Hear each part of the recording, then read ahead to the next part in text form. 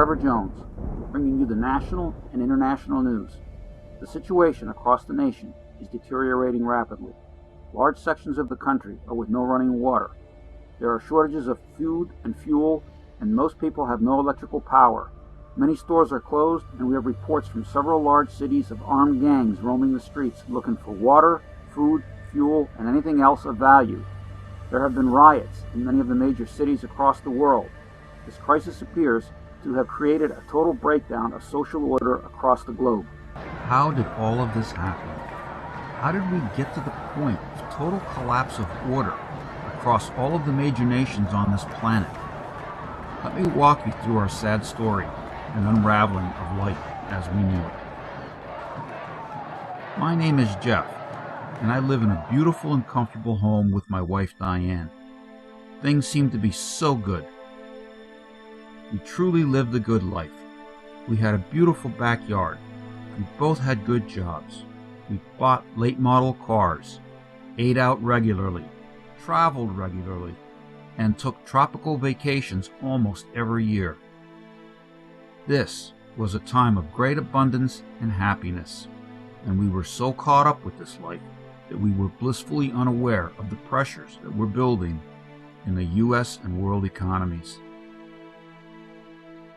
Some of the warning signs we missed of the underlying rot in our system included the loss of the nation's manufacturing sector to offshoring, the stock market crash, the massive Wall Street bailouts, the continued growth of the too-big-to-fail banks, the casino gambling environment that replaced true investment in the nation, the doctoring of unemployment numbers by the government, the growth of payday lenders, the increasing numbers of people using food pantries to feed their families, the growing numbers of stores on the edge of almost giving away their inventories, the increasing number of vacant commercial properties, and the millions of people who were losing their homes to foreclosure while the bankers paid themselves huge bonuses.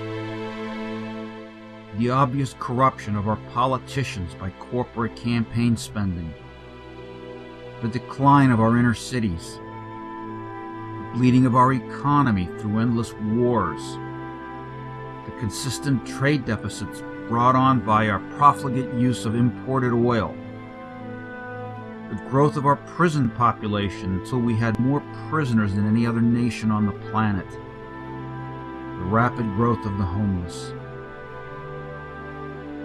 During this time, we had the most massive redistribution of wealth from the middle classes to the rich. Our public schools were deteriorating, while the wealthy lived in their gated communities and sent their children to elite private schools. How could I have missed so many warning signs? These symptoms were there in plain sight for all to see, yet collectively we all continued living an illusion that the current system was sustainable and that our government had solved economic problems and that things would get better. Should we be surprised that our friends and neighbors lost their jobs while we actively seek to buy the cheapest foreign-made products rather than those made in the USA? Well, reality finally hit home. While driving home from work, I stopped to get gas for the car. It seemed like the line was moving unusually slowly. It turns out that the gas station was no longer accepting credit cards and would only sell gas for cash. I tried another station, but it was not selling any gas. As I continued on my way home, I noticed that even another gas station was closed. When I got home, a telephone call came in from my sister and told my wife Diane to look on the news. The channels were all carrying only one story on how the dollar was collapsing on the world markets and all financial transactions had come to a standstill. Apparently, a sovereign debt crisis caused by several countries created the panic which had spread to the United States. And then to compound this problem, thousands of billions in derivatives held by the four largest banks in the U.S. failed because there was simply too much money for any counterparty to pay out. The price of gold was increasing steadily. How could I have ever believed that our nation could pay off $12,000 billion in debt?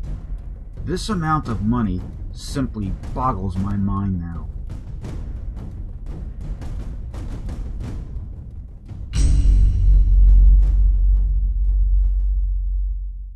A neighbor visits us and warns us that a run is taking place at the supermarket. When we arrive at the store, it is totally mobbed, and the store will not accept credit cards and will only accept cash. The shelves in the store are emptying quickly.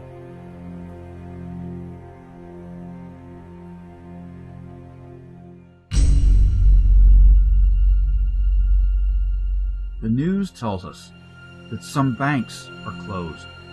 Others have withdrawal limits of $200. There are increasing food and fuel shortages. Many stores have now closed, and those that are open are out of canned goods, batteries, fuel, and other staples. The stock market has been in free fall for 3 full days, and it was closed early today to provide some breathing room. Gun stores are reporting huge sales and are almost out of ammunition and firearms. Some gun stores are no longer accepting cash and will only accept gold or silver for payment. I am starting to get really worried that things are unraveling far too quickly.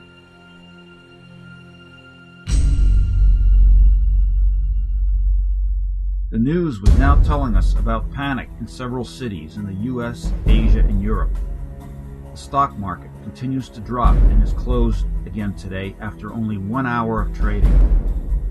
The president is leaving the country with his entire economic team and the chairman of the Federal Reserve to go to China for an economic summit.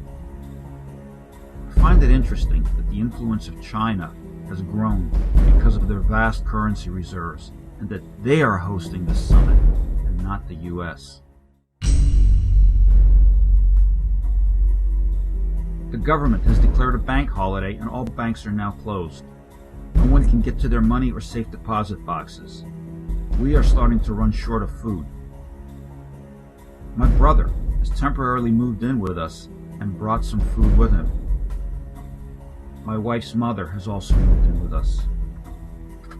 The news tells us that the food distribution network is barely functioning and that many pension funds have failed. Most stores are now closed, and it looks like no one is going to work. I was on the commuter rail line, and these stations that are normally filled with people going to work to the city were eerily empty, and it leaves me feeling very unsettled. There are fewer and fewer cars on the road now, because it seems like most gas stations are closed and fuel is very difficult to find.